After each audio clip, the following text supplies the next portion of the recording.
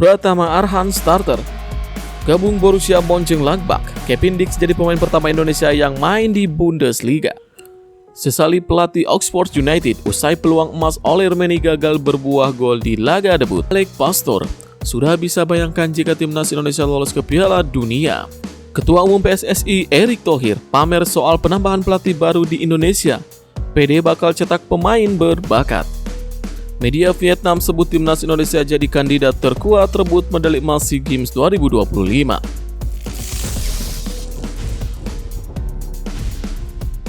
Pratama Arhan starter. Pelatih Bangkok United, kami harus mengatur permainan.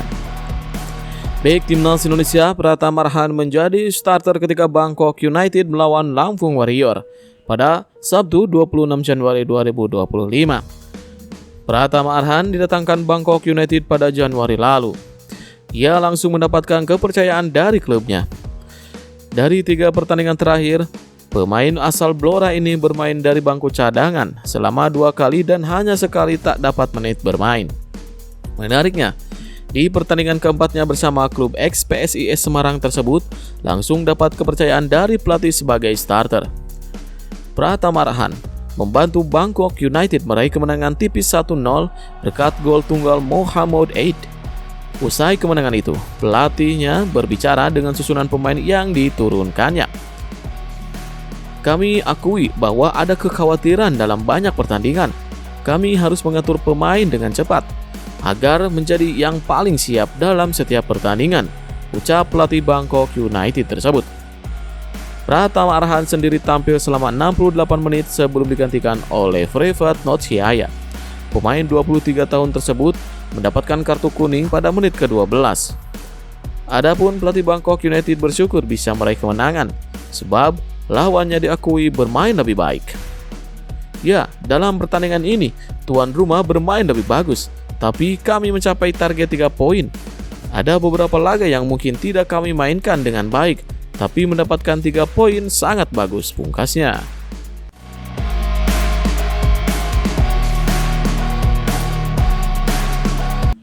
Gabung Borussia Mönchengladbach, Kevin Dix jadi pemain pertama Indonesia yang main di Bundesliga. Kevin Dix segera gabung Borussia Mönchengladbach disampaikan jurnalis ke-6 asal Jerman, Florian Plettenberg. Dia menyebut bahwa kesepakatan telah tercapai antara Kevin Dix dan pihak klub asal Jerman itu.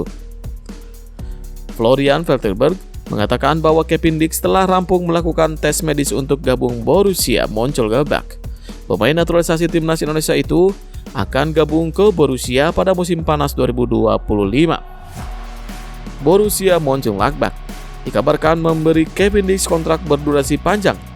Dia akan bertahan di sana hingga 2030.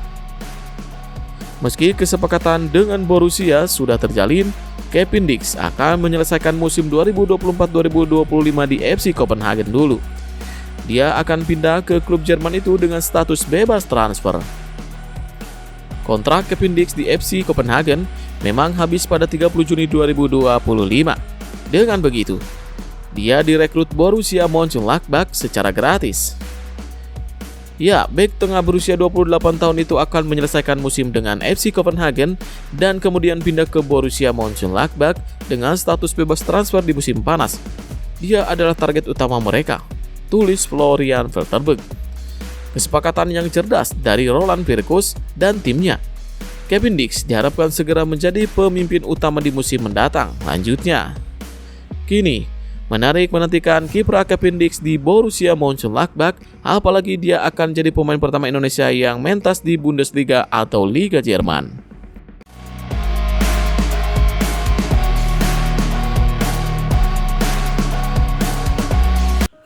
Sesali pelatih Oxford United usai peluang emas Ole Rummenigge gagal berbuah gol di laga debut. Calon penyerang timnas Indonesia Ole Rummenigge akhirnya melakoni debut bersama Oxford United dan hampir mencetak gol penting. Debut Ole Rummenigge terjadi pada midweek ke-29 Divisi Championship 2024-2025 saat Oxford United melawan Stoke City. Dalam pertandingan tersebut, Oxford United bertindak sebagai tim tamu dengan bertandang ke markas Stoke City. di Bet365 Stadium. Ole Rummenigge kembali masuk ke dalam skuad The Youth tetapi tidak dipasang sebagai starter. Ia baru masuk ke lapangan dan melakoni debutnya pada menit ke-79 untuk menggantikan Will Fowles. Meski baru masuk pada menit ke-79, Ole Rummenigge sudah berhasil mencatatkan peluang emas untuk Oxford United. Bahkan, peluang tersebut hampir berbuah gol kemenangan bagi tim tamu. Ole Rummenigge berhasil memanfaatkan kesalahan kiper Stoke City, Victor Johansson, saat memberi umpan. Ole berhasil merebut bola yang diarahkan ke sisi kiri pertahanan tuan rumah. Calon striker timnas Indonesia tersebut berhasil membawa bola masuk ke dalam kotak penalti. Gawang tim tuan rumah sudah kosong, tetapi beberapa bek Stoke City langsung menutup ruang di depan gawang. Sayangnya, Ole Rummenigge terlalu terburu-buru dalam mengambil keputusan dengan melepas tendangan kaki kanan dari sudut sempit ke arah gawang. Alhasil, tendangan Ole hanya membentur tiang gawang dan gagal berbuah gol bagi timnya. Jika jadi gol, Ole Rummenigge mungkin bakal jadi penentu kemenangan timnya, mengingat laga sendiri berakhir dengan skor 1-0. Pelatih Oxford United, Gary Rowett, angkat bicara soal peluang Ole Rummenigge. Gary Rowett sesalkan peluang Ole Rummenigge yang gagal berbuah gol penentu di 3 poin timnya. Dirinya mengaku bahwa Ole Rummenigge merupakan sosok penyelesai akhir yang bagus. Namun, dirinya menyebut bahwa calon striker timnas Indonesia tersebut kurang beruntung dalam melakukan eksekusi. Ya, saya pikir kami pasti bisa meraih 3 poin dengan peluang Ole, ujar Gary Rowett. Dia adalah seorang finisher teknis yang sangat baik. Dan hal itu terbuka lebar. Dan mungkin karena dia merasakan peluang di game pertamanya, mungkin dia sedikit memanfaatkannya. Dia kurang beruntung. Saya pikir secara keseluruhan ini adalah pertandingan yang sangat sulit. Kami lebih banyak menguasai bola dan menciptakan lebih banyak peluang. Lebih banyak peluang dan lebih banyak peluang bersih, tutup pelatih Oxford United.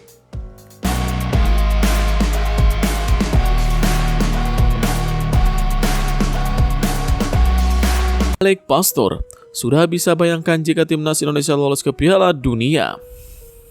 PSSI memberi tugas berat bagi Alec Pastor sebagai salah satu anggota tim pelatih yang baru di skuad timnas Indonesia. Ketiganya dibebani dengan harapan bisa meloloskan timnas Indonesia ke ajang Piala Dunia. Saat ini, timnas Indonesia berada di ranking ketiga grup C. Meski begitu, skuad Garuda tidak boleh lengah, mengingat selisih dengan tim-tim di bawahnya sangat tipis. Dengan tugas seberat itu, Alec Pastor mengaku sudah tertantang dengan tugas baru di skuad timnas Indonesia. Meloloskan Garuda ke putaran final Piala Dunia 2026 bakal jadi pencapaian tersendiri. Dirinya membayangkan bahwa satu negara bakal melakukan perayaan besar jika Merah Putih bisa melenggang ke turnamen terakbar di dunia sepak bola tersebut. Alec Pastor mengatakan, itu adalah tantangan sesungguhnya. Maksud saya, ini sudah seperti kue dengan krim dan cherry di atasnya. Dan ini sesuatu yang ekstra. Jika kamu lolos ke Piala Dunia dalam 4 pertandingan itu, maka suasananya akan benar-benar pecah. Jelas Alec Pastor. Alec Pastor memang belum pernah ke Indonesia, tetapi dirinya menganggap bahwa mereka adalah negara besar dengan kecintaan besar pada sepak bola. Baiklah, jika kita berbicara soal sejarah masyarakat Indonesia, mungkin saya baru saja menyelesaikan bacaan soal Indonesia, ujar Pastor. Saya membeli sebuah buku besar tentang negara Indonesia yang berisi 16.000 pulau dan 277 juta penduduk. Jadi, Anda sebenarnya benar-benar tidak tahu apa yang diharapkan. Dan mereka adalah negara gila bola. Pastinya akan ada dukungan yang fenomenal di setiap pertandingan sepak bola. Ya, bisa membuatnya lolos ke Piala Dunia bakal tantangan serius. Terlebih lagi, bagi saya ini sudah seperti puncaknya. Jika Anda lolos ke Piala Dunia dalam 4 pertandingan tersebut, itu akan menjadi hal yang sangat besar, tutup Alec Pastor.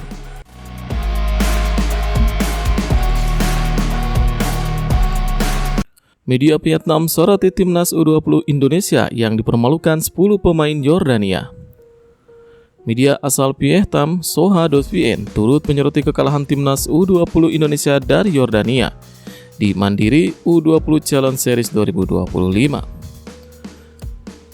Sebagai informasi, duel timnas U20 Indonesia versus Yordania terlaksana di Stadion Delta Sidoarjo.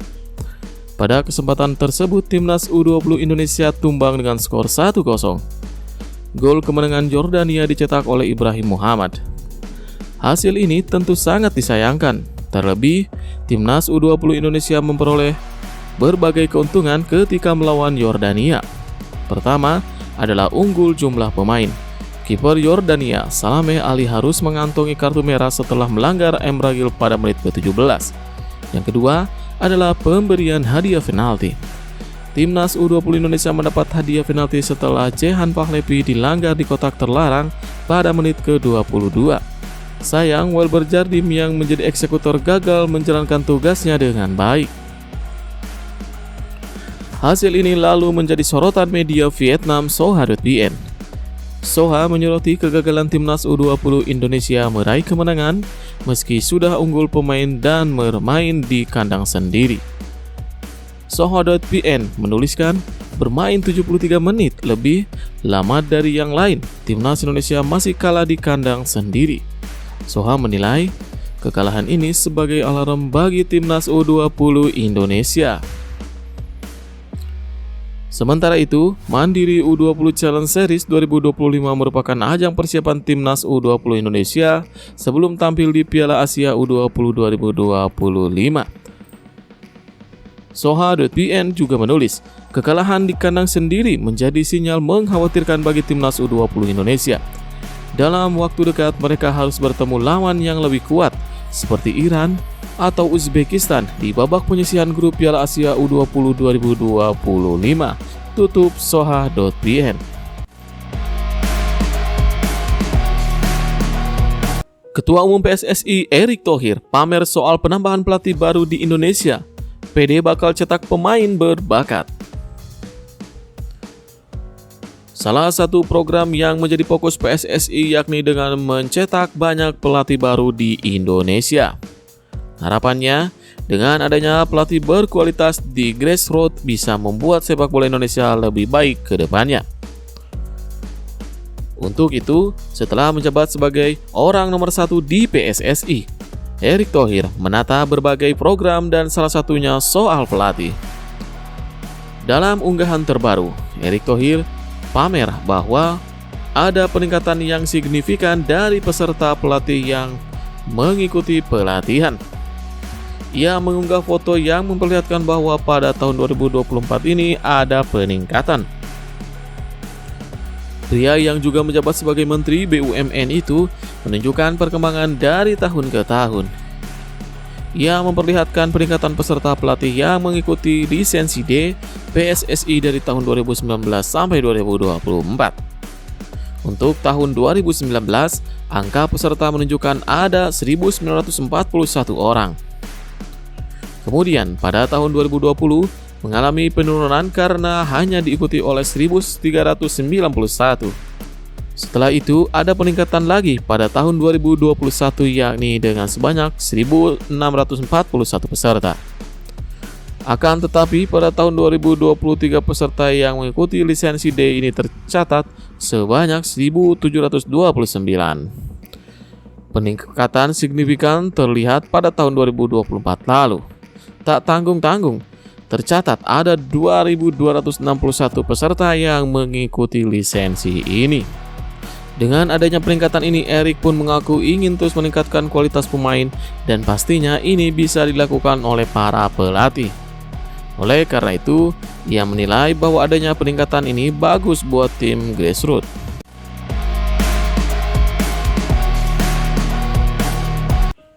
Media Vietnam sebut timnas Indonesia jadi kandidat terkuat rebut medali emas SEA Games 2025. Panitia SEA Games 2025 di Thailand sudah menetapkan aturan untuk cabur sepak bola putra. SEA Games 2025 tidak akan melakukan perubahan dari edisi sebelumnya. Setiap negara hanya diperbolehkan memainkan para pemain di bawah usia 22 tahun. Sejauh ini, baru 4 negara yang sudah pernah memenangkan SEA Games sepanjang sejarahnya. Dalam 4 gelaran SEA Games terakhir, Indonesia dan Thailand menang sekali. Vietnam berhasil menang 2 kali. Pada turnamen tahun ini, timnas Indonesia datang sebagai juara bertahan.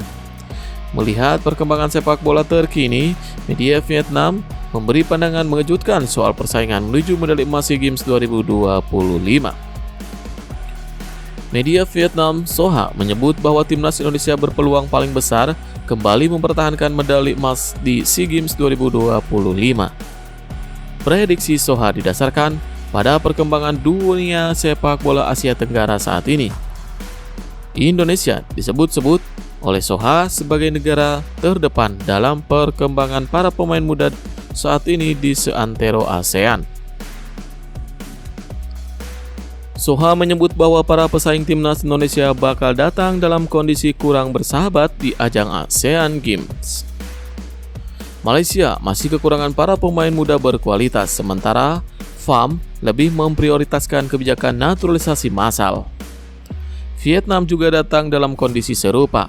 Meski datang sebagai juara di ASEAN Cup 2024 level senior, sementara Thailand konsisten berkembang, tetapi belum menghasilkan generasi yang menonjol. Selain itu, Indonesia punya banyak pemain diaspora berkualitas di level U22, salah satunya adalah Marcelino Ferdinand. Selain itu, beberapa pemain naturalisasi bisa memperkuat Indonesia di SEA Games seperti Ivar Jenner, Rafael Struijk, dan Justin Hubner. Ya, Soha menuliskan, bagi sepak bola muda Indonesia, grup U22 memiliki bintang-bintang yang mampu membalikan keadaan. Untuk pemain dalam negeri adalah Ferdinand. Jika menghitung pemain naturalisasi ras campuran, Indonesia punya banyak nama berkualitas seperti Hubner, Jenner, dan Struijk. Meski tidak bisa memanggil pemain naturalisasi ras campuran karena SEA Games tidak bertepatan dengan kalender FIFA, namun Indonesia U22 masih sangat kuat dibandingkan level Asia Tenggara saat ini. Dan jika mereka bisa memanggil beberapa pemain naturalisasi ras campuran, tidak berlebihan jika dikatakan bahwa Indonesia mengungguli semua lawannya termasuk tuan rumah Thailand. Satu-satunya pekerjaan rumah PSSI adalah memanggil para pemain naturalisasi untuk membela timnas Indonesia di SEA Games 2025. Asalnya, turnamen SEA Games 2025 digelar di luar kalender FIFA.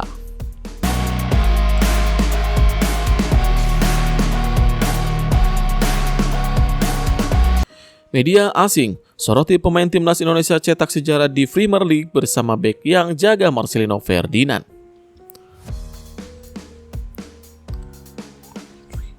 Media asing 433 menyoroti bek timnas Indonesia Jordi Amat yang saat ini bermain di klub Malaysia Johor Darul Takzim.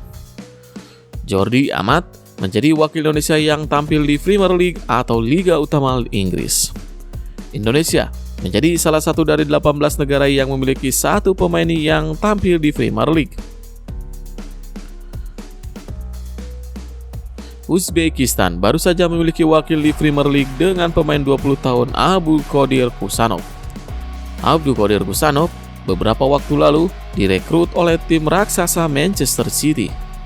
Bahkan, pemain timnas Uzbekistan itu sudah debut di Manchester City. Ia debut saat City mengalahkan Chelsea dengan skor 3-1 di Premier League pekan ke-23. Kusanov dimainkan sebagai starter dan digantikan pada menit ke-54 oleh John Stone. Sementara itu, Jordi Amat sebenarnya saat tampil di Premier League belum menjadi warga negara Indonesia. Jordi Amat tampil di Premier League bersama Swansea dalam 4 musim. Pemain kelahiran Barcelona itu baru menjadi WNI pada 17 November 2022. Jordi Amat memiliki darah Indonesia dari sang nenek yang lahir di Makassar. Pemain 32 tahun itu kini sudah mencatatkan 18 caps untuk timnas Indonesia dengan 1 gol. Timnas Indonesia saat ini baru memiliki wakil di Championship dan League One. Di Championship ada Nathan Zoaon yang sudah mencatatkan 1 kali tampil. Lalu Marcelino Ferdinand belum debut di Championship bersama Oxford United. Ia baru berada di bangku cadangan. Sedangkan ada juga nama Oleh Romeni yang baru saja melaksanakan debut di Championship.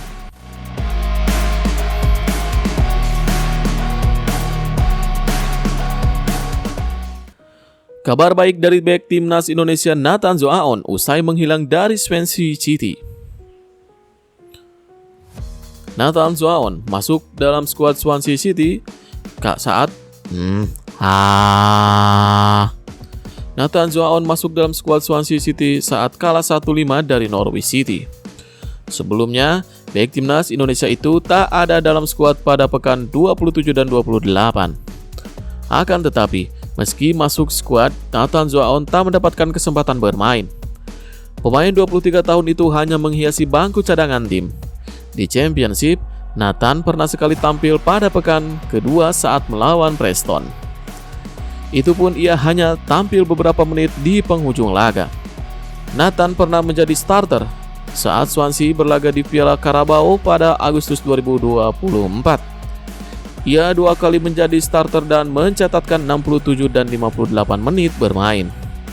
Di Piala FA pada awal Januari lalu, Nathan hanya berada di bangku cadangan saat kalah 3-0 dari Southampton. Minim menit bermain tentu menjadi kekhawatiran tersendiri untuk membela timnas Indonesia. Timnas Indonesia segera menghadapi laga krusial melawan Australia dan Bahrain pada bulan Maret mendatang. Sementara itu, Swansea City kini turun ke posisi 17 Championship dengan 34 poin. Mereka mengalami kekalahan 3 laga beruntun selepas pertandingan melawan Norwich City.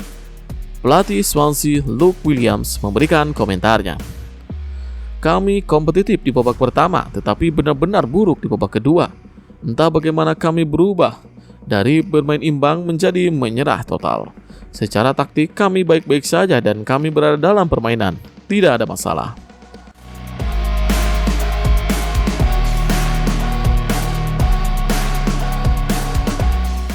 Indra Syafri pastikan Jens Rapen bisa tampil saat timnas U20 Indonesia menantang Suriah.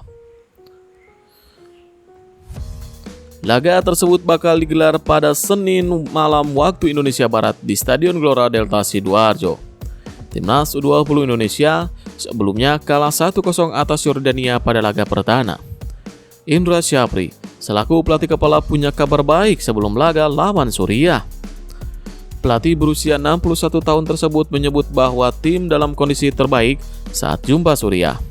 Selain itu, beberapa pemain yang sempat absen telah bergabung ke pemusatan latihan timnas U20 Indonesia.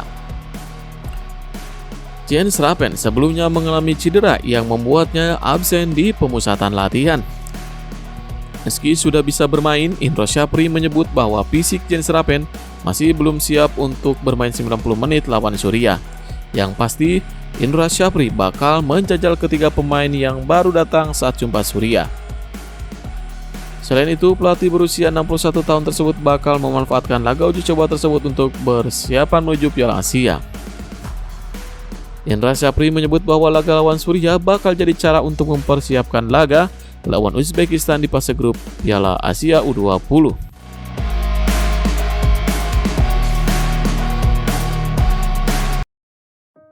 Timnas Indonesia banyak dihuni pemain keturunan, gelandang Persib justru termotivasi.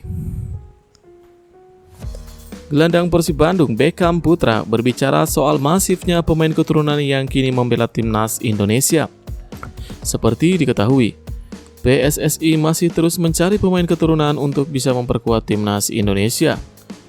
Ketua Umum PSSI Erick Thohir bahkan pernah mengatakan bahwa naturalisasi ini bukan program jangka pendek.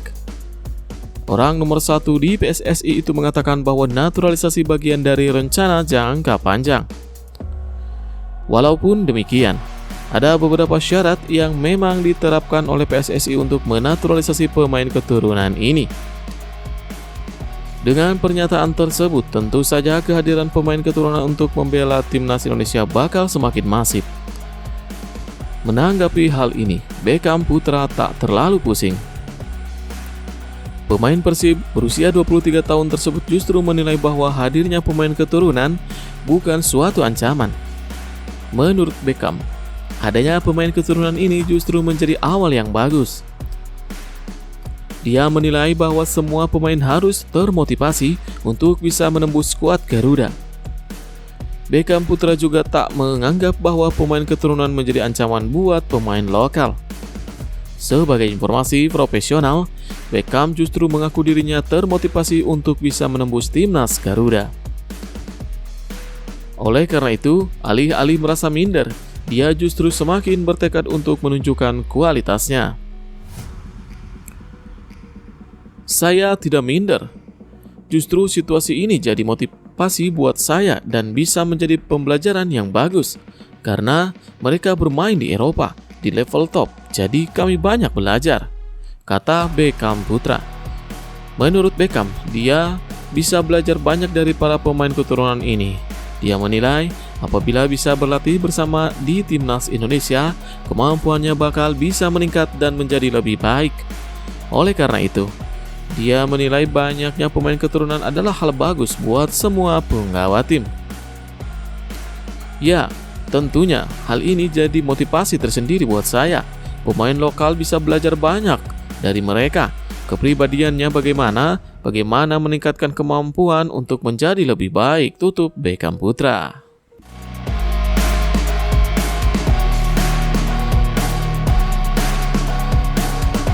Mark Locke berharap ada kesempatan main bareng Tom Haye di timnas Indonesia. Mark Locke sudah mencatatkan 19 caps di skuad Garuda dan memberikan kontribusi 4 gol.